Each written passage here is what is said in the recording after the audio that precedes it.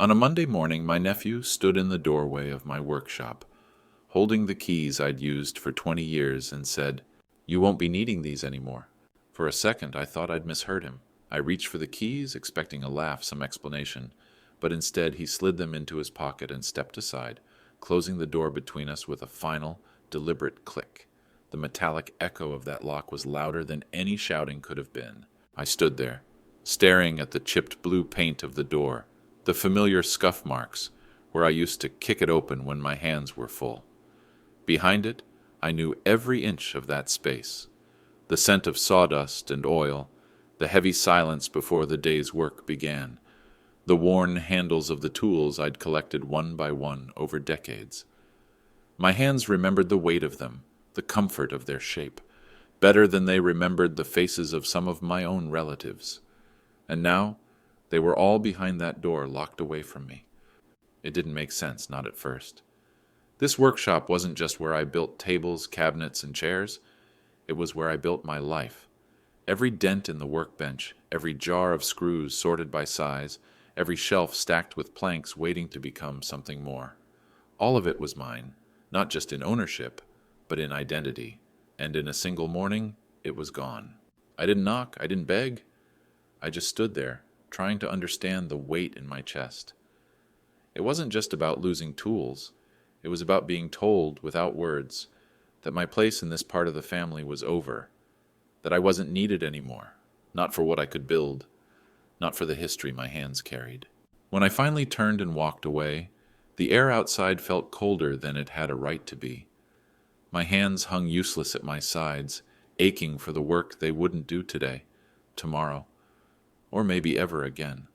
I thought of the unfinished projects inside, the rocking chair for my granddaughter, the cabinet meant for the hallway, and realized someone else would either finish them or throw them away. I went home and sat in the kitchen, staring at the empty table. My fingers twitched against the wood as if searching for a chisel, a plane, something to hold on to. But there was nothing. Only silence, the kind that doesn't rest, the kind that presses against you until you either break beneath it or learn to shape it into something else entirely. That day, I didn't know yet which one I would choose, but I knew this much. They had taken my tools, and if I couldn't build with my hands, I would find another way to build, one they couldn't lock away. Friends, let me pause here for a moment. Write in the comments, where are you listening to this story from? Has anything like this ever happened in your life? And if you're enjoying this story, please subscribe and share this video. That's how you help us grow this channel. All right, let's continue. It didn't take long for the truth to find me. Word travels fast in families, faster still when it's something they'd rather you didn't hear. A neighbor mentioned, almost casually, that he'd seen my cousin coming and going from the workshop all week, unlocking it like it was his own.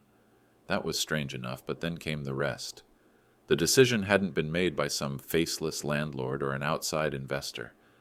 No, it had come from my own blood, the very people I'd trusted to watch over the place while I was away. While I had been out of town, believing the workshop stood quiet and waiting for my return, they had gathered without me, talked about me as though I were a problem to be solved.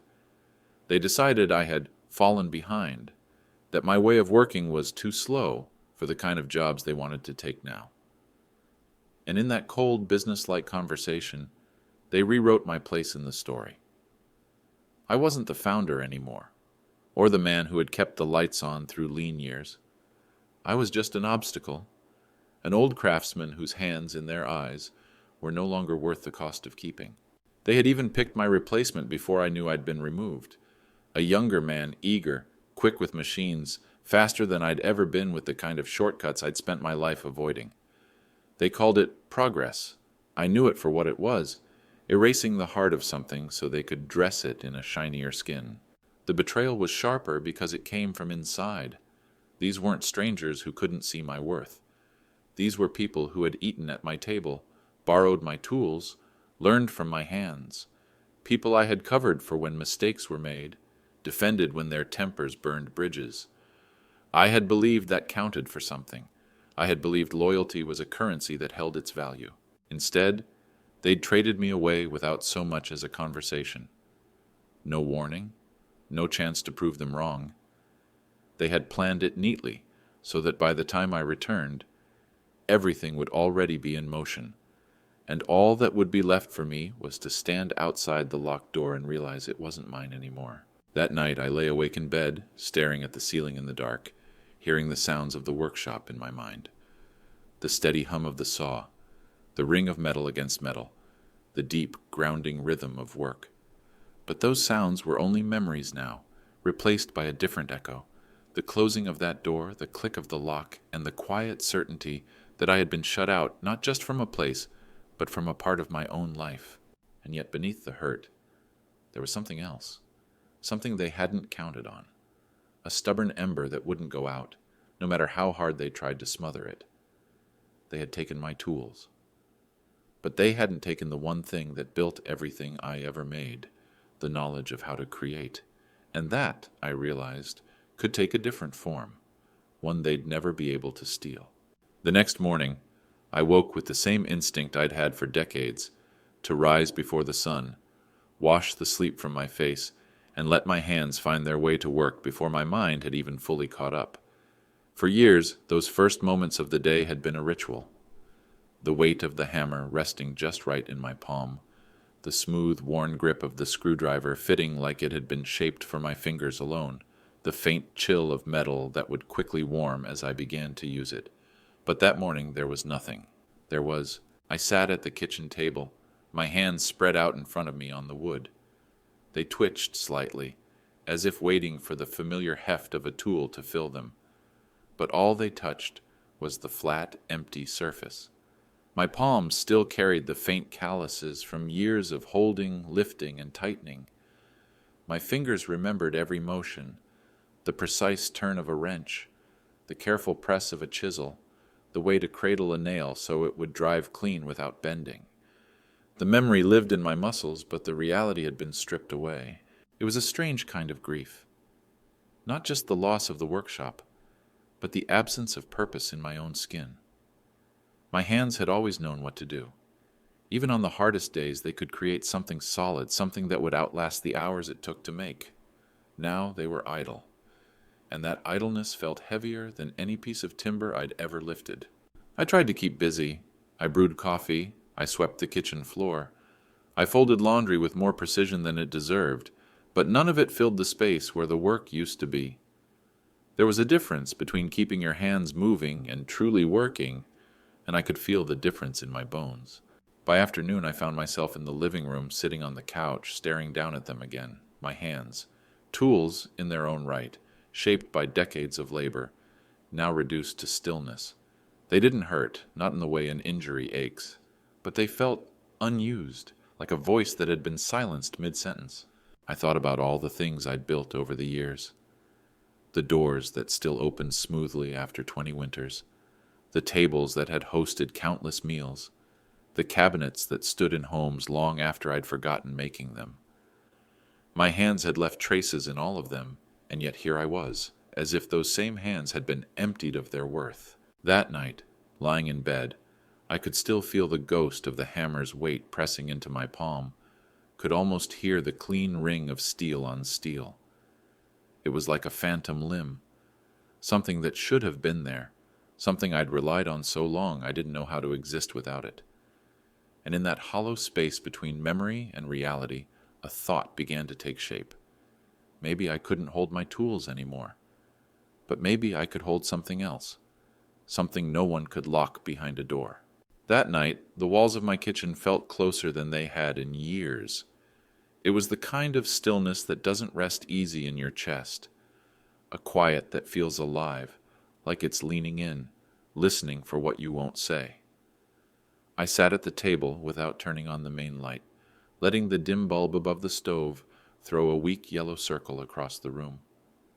It caught the rim of my mug, the surface of the tea inside as still as glass.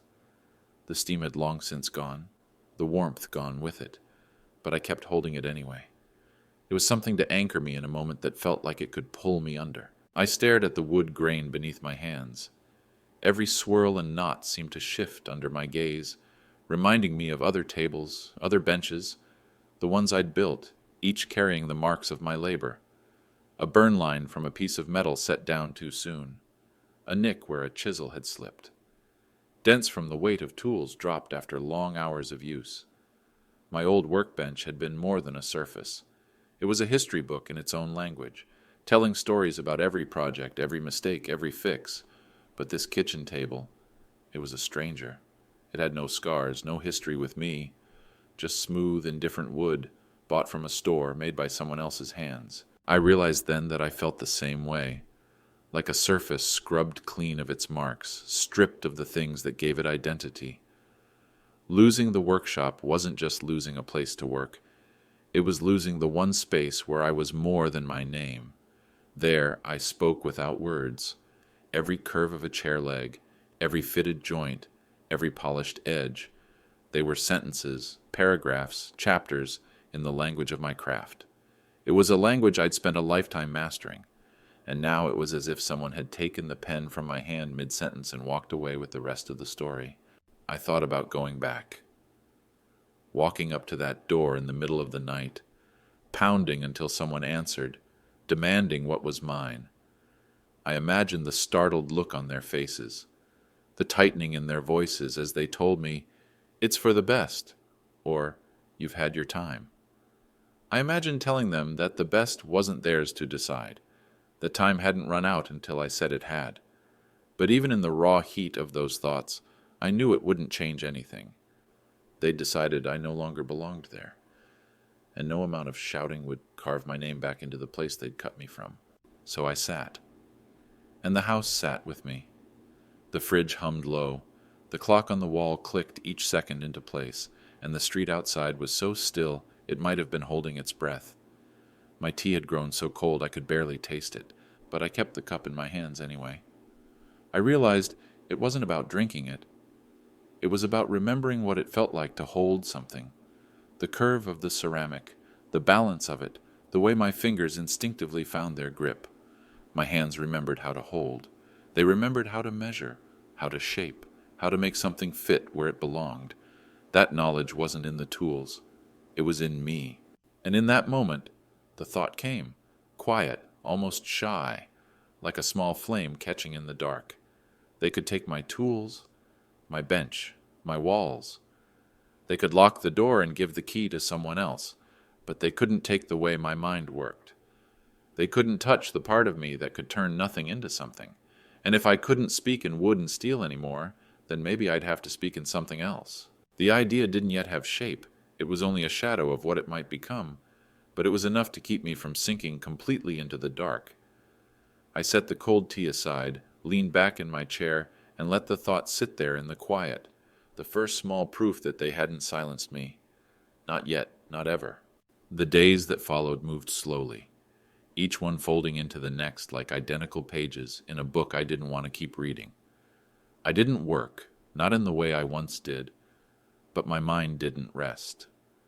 At first, the silence felt like a wound, raw, hollow, echoing in the places where the sound of my tools used to live.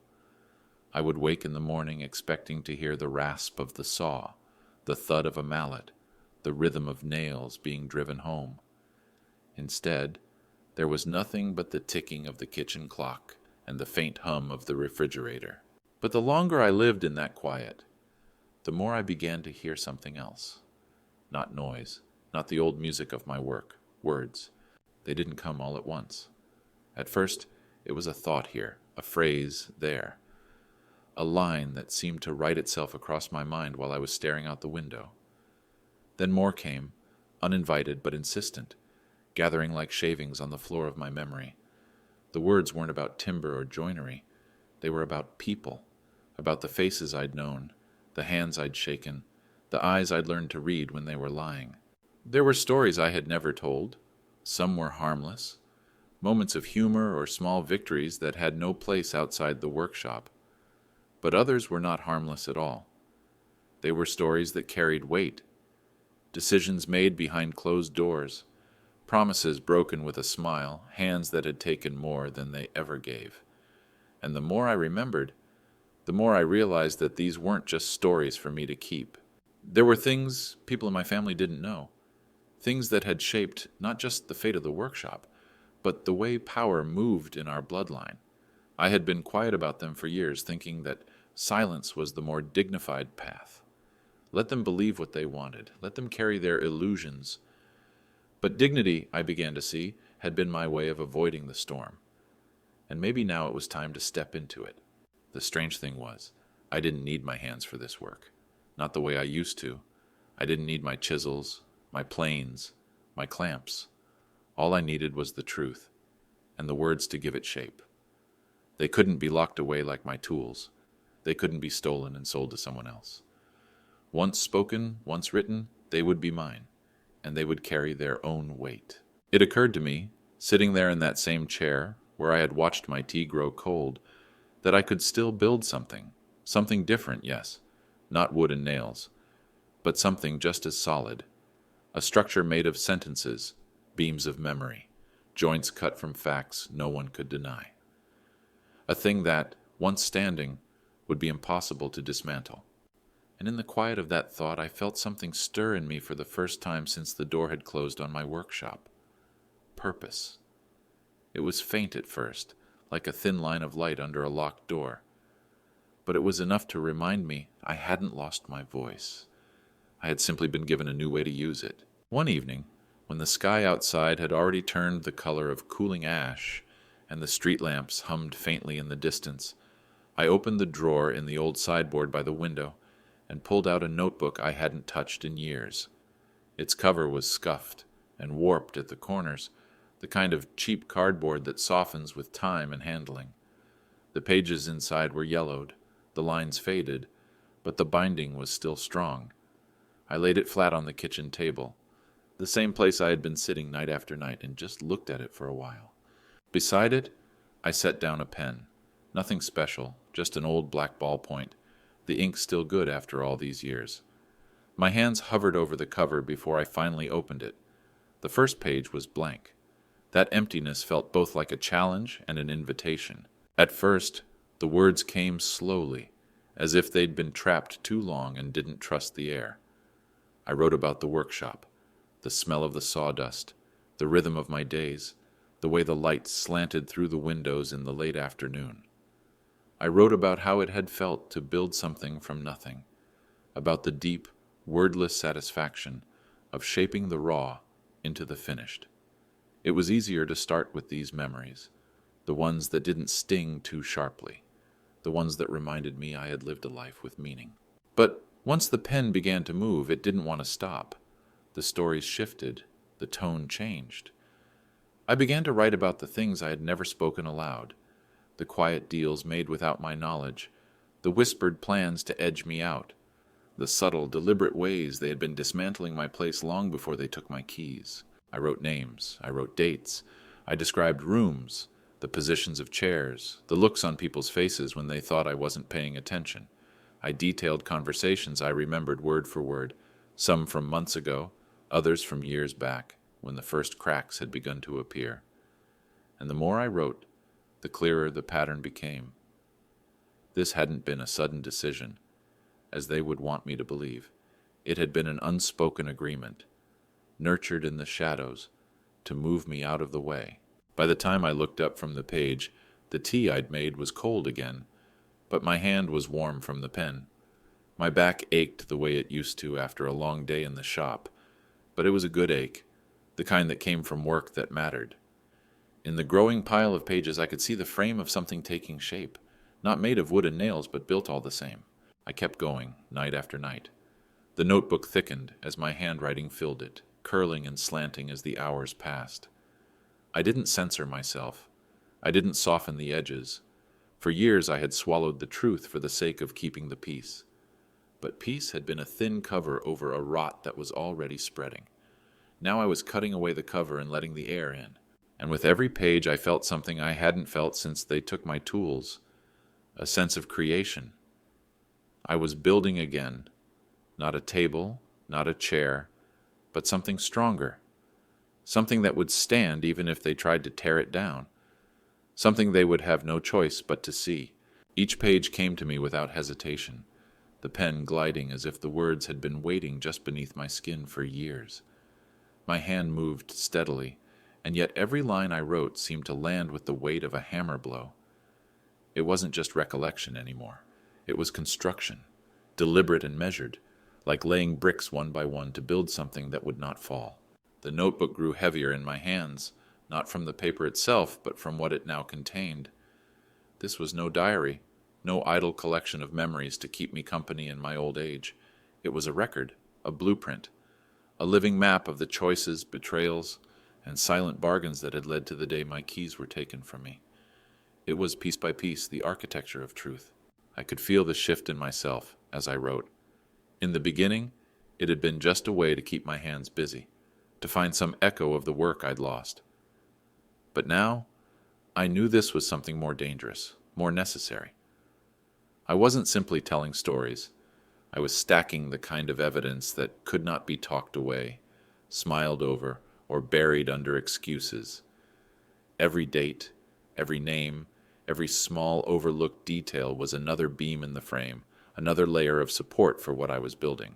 Some nights, I would pause after writing something particularly sharp, something I knew would sting when read aloud.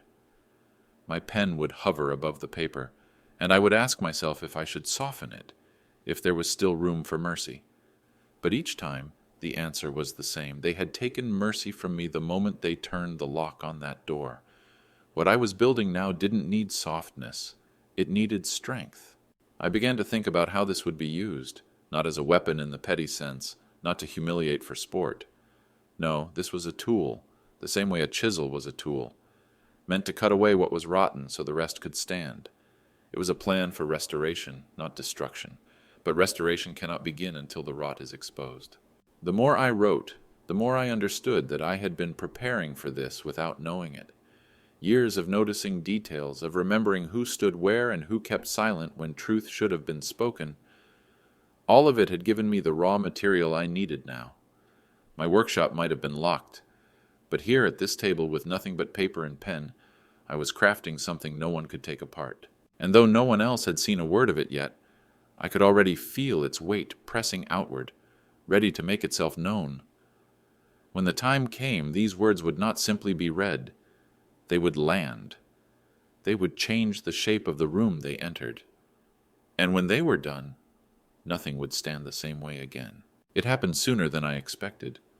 I hadn't yet decided how or when I would bring my words into the open, but somehow, pieces of them began to slip beyond my reach.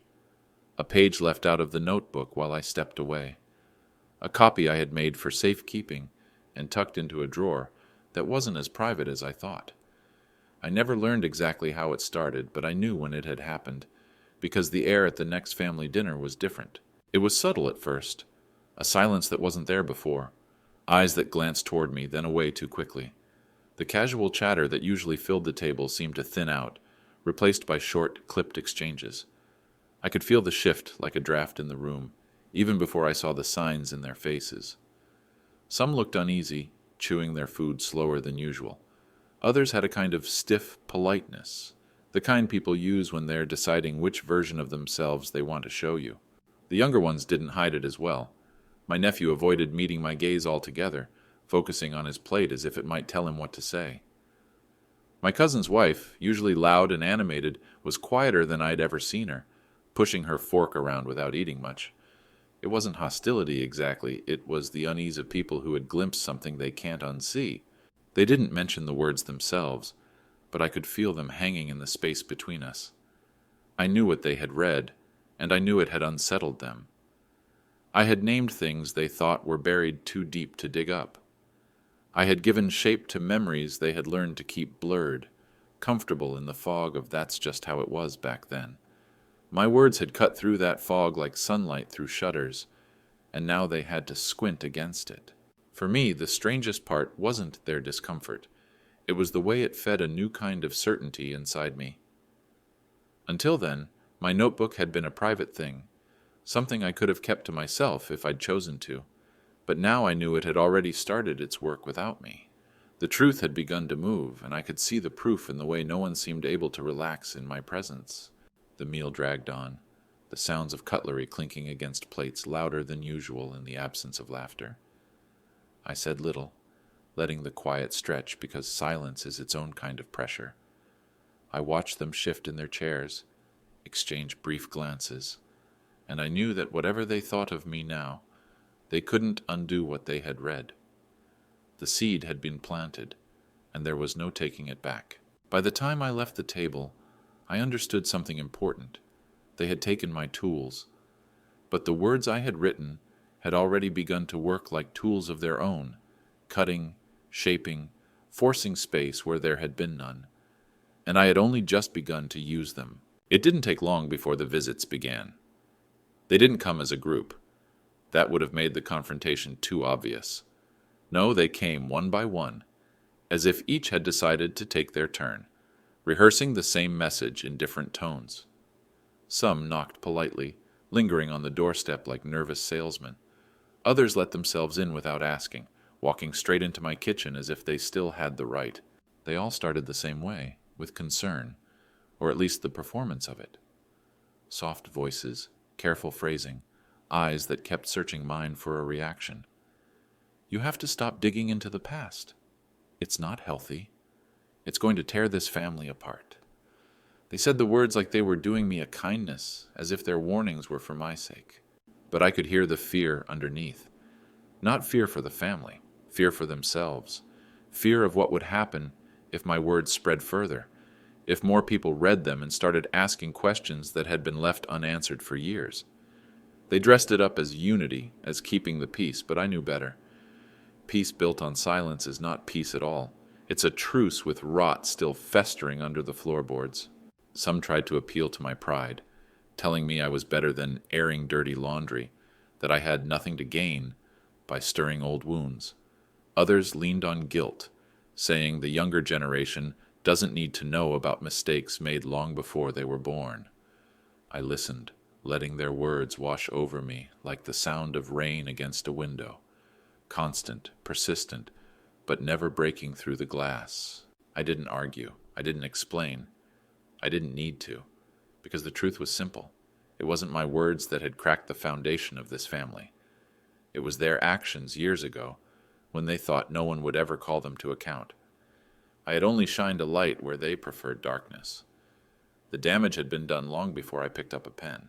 They left my kitchen one after another, their faces tight, their voices just a little sharper than when they'd arrived. I knew they would talk among themselves, whisper about how I had changed, about how I had become obsessed. Let them. They could frame it however they wanted. The truth didn't care about their framing. After the last one left, I sat at the table, the same spot where all of this had begun, and rested my hand on the notebook. The pages inside were still warm from where I had written earlier that morning. The weight of it felt different now, heavier with the knowledge that the very people who had once taken everything from me now feared what I could create without a single tool in my hands. And in that moment, I knew I would not stop. Not because I wanted revenge, but because the truth deserves to stand. Even when the people it exposes beg for it to be buried again.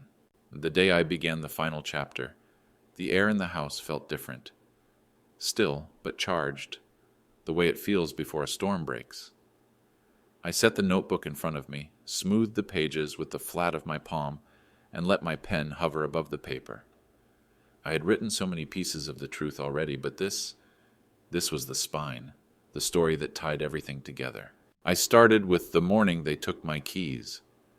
Not just the moment the door closed, but the weeks and months before it. The subtle changes, the conversations I now knew had been rehearsals for what was coming. I wrote about the way they had started showing up less to work alongside me and more to check what I was doing, as if I needed their approval to plane a board or cut a joint. I wrote about the sudden interest in modernizing the space, and how those words had been a polite mask for pushing me out. Every choice they made I laid bare. Every small betrayal that on its own might have looked harmless, but together formed the map of how they had stripped me of my place. I named the days they'd met without me, the deals signed while I was away. The tools moved quietly out of reach until I was left with nothing to pick up. The pages filled quickly, my handwriting sharper than usual, the ink sinking deep into the paper like it was carving the truth in rather than writing it.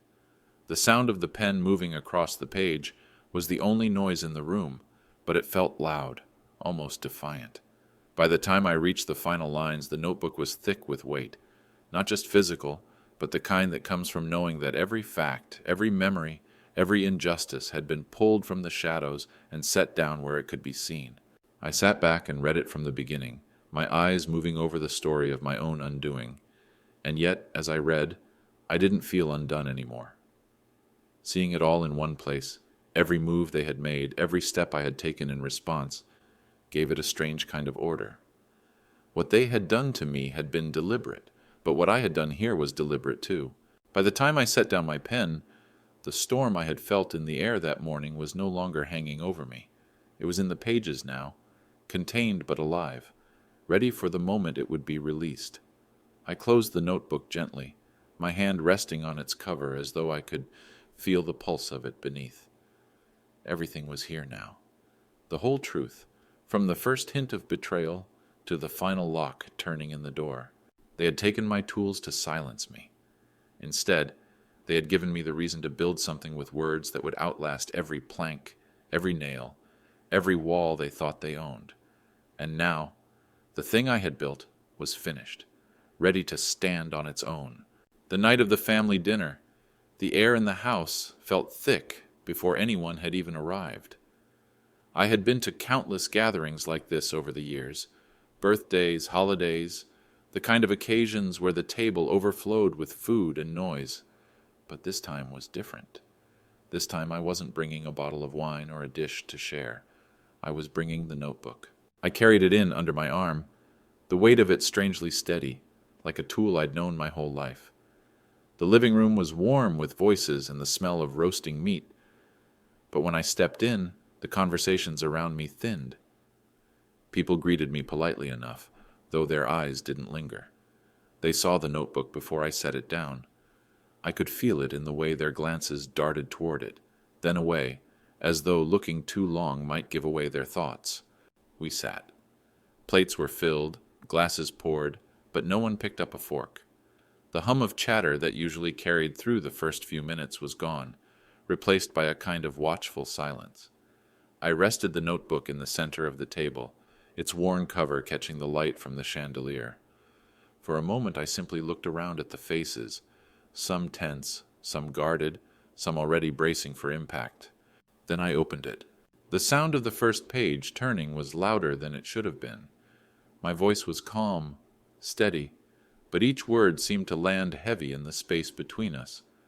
I started from the beginning, painting the picture of the workshop, of what it meant to me, of how I had built it with my own hands. Then I moved into the details, the meetings I hadn't been invited to, the decisions made without me, the day the keys were taken. As I read, I didn't look up often, but when I did, I saw the shifts, a tightened jaw, a fork put down slowly, eyes narrowing in recognition of a moment they had tried to forget. No one interrupted. No one told me to stop. The only sounds were my voice and the faint ticking of the clock on the wall. I read through every betrayal, every choice they had made that had led to that locked door. I read the names, the dates, the specifics they would have preferred stayed scattered and unspoken. I read about the silence they had expected me to keep, and how it had grown into this very moment. By the time I closed the notebook, my tea had gone cold again, and the food on the table was untouched. No one moved for a long while. The air felt different, heavier, but also strangely clear, as if something unspoken had finally stepped into the room and refused to leave. I sat back, resting my hands on the closed cover, not to shield it, but to ground myself. Whatever came next didn't matter. The words were no longer mine alone. They had been spoken into the space we all shared, and now they belonged to every person at that table, whether they wanted them or not. When the last word left my mouth, it didn't fall into applause or protest or even the shuffle of chairs. It fell into silence, the kind that feels like it's holding its breath. I closed the notebook slowly, letting the weight of the cover press down on the pages, and set it flat on the table. My hands stayed there for a moment, not because I was unsure of myself, but because I could feel the room trembling under the weight of what had just been said. No one spoke. No one dared. The silence wasn't empty. It was crowded with thoughts, with memories, with the sudden awareness that the truth had been given a voice and now sat in plain sight between us. I could hear the faint ticking of the clock on the wall, each second stretching longer than the last. Some couldn't meet my eyes. They glanced away, studying their plates as though the untouched food might offer them an escape. Others kept their heads bowed, their faces hidden in the shadows cast by the chandelier, like children who believed that if they didn't look at me, they couldn't be seen themselves. A few sat utterly still, not out of composure, but out of the kind of shock that leaves you unable to decide what to do next. It was a silence full of admissions no one wanted to speak aloud. I could feel it pressing against the walls, creeping into the spaces between our chairs. It was the silence of people realizing that their version of events was no longer the only one that existed, and perhaps never had been. I didn't rush to fill it. Let them sit with it. Let them feel what it was like to be confronted not with accusations thrown in anger, but with a record too solid to dismiss. The truth didn't need me to defend it anymore. It was strong enough to stand on its own in the center of that table. One by one, I saw the shifts. A hand gripping the edge of a napkin until the knuckles whitened. A lip caught between teeth, shoulders drawing inward as if to make themselves smaller. And in the midst of it, I felt no need to soften what I'd done. For years, I had been the one who looked down, who let words go unspoken for the sake of keeping the peace. But peace built on silence is nothing but a fragile shell. And tonight, I had cracked it wide open. The food sat untouched. The glasses of wine, poured so carefully at the beginning of the evening, stood full and forgotten. This was no longer a dinner. It was a reckoning, one they hadn't asked for but could no longer avoid, and as the quiet stretched on, I realized it didn't matter if they spoke now or later. The truth had already entered the room, and there was no sending it away. It was my nephew who broke the silence. His voice was unsteady at first, like a door creaking open after years of being stuck. "I always knew it was wrong," he said, the words spilling out before he could take them back. They hung in the air, sharp and clear, and for a moment the entire table seemed to turn toward him without moving. He didn't look at me. His eyes stayed fixed on the grain of the table, but his jaw was set as if saying it aloud had cost him something, and yet, in the next breath, I could see in his face that it had also given him something, the relief of speaking what had been locked inside for too long. The moment he spoke, it was as if a crack ran through the silence, and from that crack came more voices. My cousin's wife was next, her words low but steady. We all knew, we just didn't want to be the ones to say it. She glanced at me then, for the first time that night, her eyes holding both shame and gratitude. Another voice followed, then another. Each admission felt like a stone being set down one by one from a burden too heavy to carry any longer. Some spoke quickly, eager to unburden themselves. Others hesitated, as though testing the strength of the air around them, wondering if it would hold their truth without collapsing. With every confession, the room shifted. The tension that had been coiled tight began to loosen, not into comfort, but into something raw and honest. The air felt heavier now, but not with the weight of secrecy, with the weight of what had finally been said. I listened without interrupting, my hands folded on the closed notebook. I had expected resistance, denial, maybe even anger. But this was something I hadn't dared to hope for. These were not just acknowledgments of what had been done to me. They were acknowledgments of the quiet, complicit years that had followed. They were facing not just my loss, but their own part in keeping it hidden. It wasn't everyone. A few stayed silent, their faces unreadable, their bodies rigid in their chairs. But enough spoke to change the shape of the evening entirely. The truth had found its foothold, and now it was spreading, not because I forced it into their mouths, but because they could no longer bear the taste of silence. By the time the last voice trailed off, the room felt different. The secrets that had once bound them together in quiet agreement were fraying, replaced by something messier, but far more real. And though no one said it directly, I could sense it in the way their eyes shifted toward me now, a kind of recognition that went deeper than apology. They didn't just see me as the man who had been wronged. They saw me as the one who had finally made it impossible to pretend otherwise. A week later, I heard the sound of a car pulling up outside my house. Slow, hesitant, the kind of arrival that carries something heavier than just the weight of an engine. I was at the kitchen table again, the notebook closed in front of me like a finished piece of work, when there was a knock at the door, not the casual rap of someone stopping by for a visit. This knock had a rhythm to it, deliberate, respectful, but with a trace of unease. When I opened the door, I saw two of them standing there, my cousin and the very nephew who had been the first to speak at that dinner. Between them was a large wooden crate, the corners frayed from years of use. I knew it before I even looked inside. My tools. They didn't offer a smile, and I didn't expect one. My cousin cleared his throat, like a man about to give a speech he didn't want to make. "We thought, these should be with you," he said, his voice careful. There was no "we're sorry" in his tone, no claim of misunderstanding, just the acknowledgement, plain and stripped of embellishment, that they belonged here. I stepped aside, and they carried the crate in, setting it gently on the floor by the table. The smell of oil and old wood rose up the moment the lid came off, and for a second it was like breathing in a part of myself I'd been missing. I ran my hand over the handles of the tools, the grooves my fingers had worn over years of use, the fine scratches that told their own quiet stories. They were exactly as I remembered them, and yet they felt different now, as if the weight they carried wasn't just from metal and wood, but from everything that had happened since they were taken. I looked up at the two of them. My cousin couldn't quite meet my eyes. My nephew did, and there was something there. Not pride, not joy, but a steady respect, and something else. The understanding that these tools weren't the only thing I had in my hands anymore, because they hadn't returned them out of kindness. I knew that, and so did they. This was fear and respect woven together, the knowledge that with nothing but a pen and a stack of pages, I had built something they couldn't dismantle.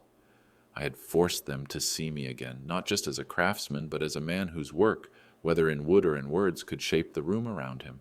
After they left, I stayed there for a long time, kneeling beside the crate, touching each tool one by one. It wasn't about getting them back. Not really. It was about what their return meant. They had tried to take away my means of building, and instead, I had built something stronger than they ever expected.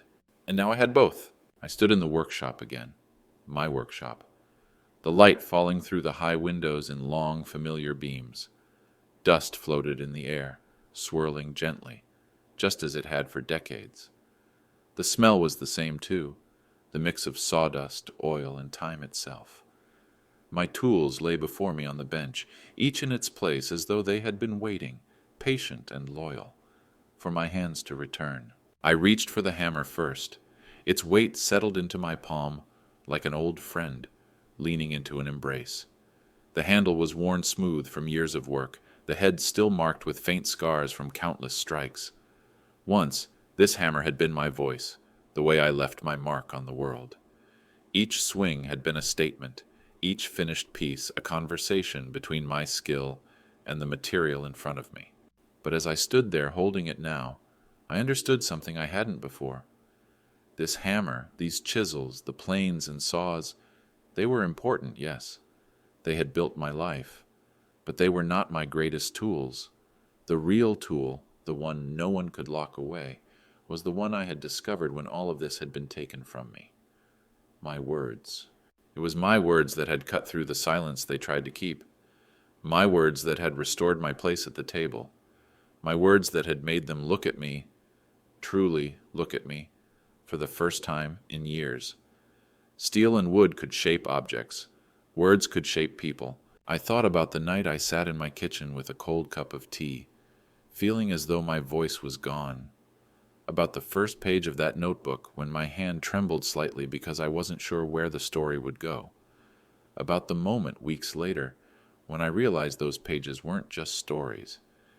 They were beams and joints, a frame of truth strong enough to stand on its own. The hammer felt different in my hand now. Not smaller, not less, but part of something bigger. I could build again, yes, but I knew I would never again build only with wood and steel. Because the most enduring things I had ever created weren't the tables or chairs or cabinets.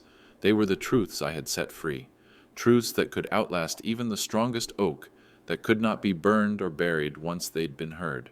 I set the hammer down gently and let my hand rest on the closed notebook sitting at the edge of the bench. Its pages were worn, the ink pressed deep into the paper. Both it and the hammer were mine. Both could shape, repair, restore. But only one had proven itself untouchable. They had taken my tools, thinking it would silence me. Instead, they had taught me that the truest tool isn't one you hold in your hands. It's one you carry in your mind and heart, ready to strike when the moment demands it. And now, I had both. The hammer for building, the words for changing what should never have been allowed to stand, and neither ever again would be taken from me.